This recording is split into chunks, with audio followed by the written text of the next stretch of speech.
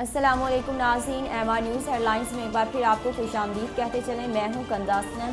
لیا سے آپ کو آگاہ کرتے چلیں، ڈپٹی کمشنر اظفر ضیاء کی ہدایت پر انسداد سموگ مہم شروع۔ سموگ کا باعث بننے والے بھٹا خشت اور کوئلہ بنانے والی بھٹیوں کے خلاف آپریشن۔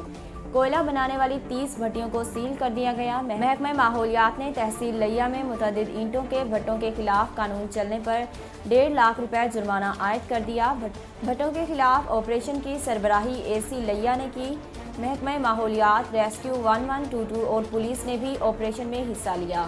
اس موقع پر زگ زیگ ٹیکنالوجی پر چلنے والے بھٹے خشت کا معائنہ بھی کیا گیا۔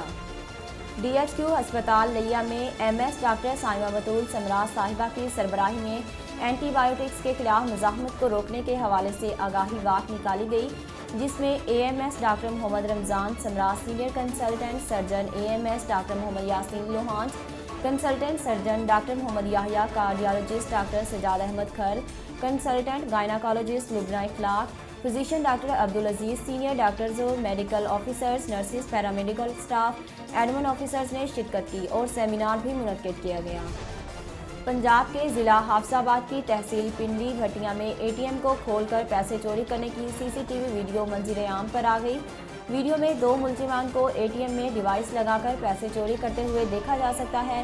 ملزمان 45 منٹ تک اے ٹی ایم کیبن میں موجود رہے۔ پولیس کے مطابق ڈیوائس لگانے کے بعد اے ٹی ایم سے رقم نکلنے لگی۔ چوری کی گئی کل رقم 58 لاکھ روپے تھی۔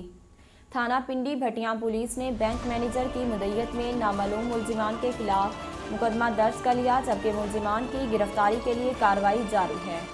Army chief general Qamar Javed Bajwa نے کہا ہے کہ پاکستان کی فوج میدان جنگ کی بہترین فوج ہے۔ پاک فوج نے فرائض کی ادائیگی کے لیے بے تحاشا قربانیاں دیں۔ آئی ایس پی آر کے مطابق army chief general Qamar Javed Bajwa نے کور ہیڈ کوارٹرز لاہور کا دورہ کیا۔ آرمی چیف کو فارمیشن کی آپریشنل تیاریوں پر تفصیلی بریفنگ بھی دی۔ آرمی چیف نے کور کی آپریشنل تیاریوں اور کرونا وبائی امراض کے خلاف اٹھائے گئے اقدامات کو سراہا۔ آرمی چیف نے بیدیا میں فارورڈ دستوں کا دورہ بھی کیا۔ ناظرین، اب تک کے لیے اتنا ہی۔ مزید خبروں اور تفصیلات کے لیے ہمارے یوٹیوب چینل کو سبسکرائب کیجیے اور ہمارے فیس بک پیج کو فالو کیجیے۔ اس کے ساتھ اپنی میزبان کنزا اسلم کو دیجیے اجازت۔ اللہ حافظ۔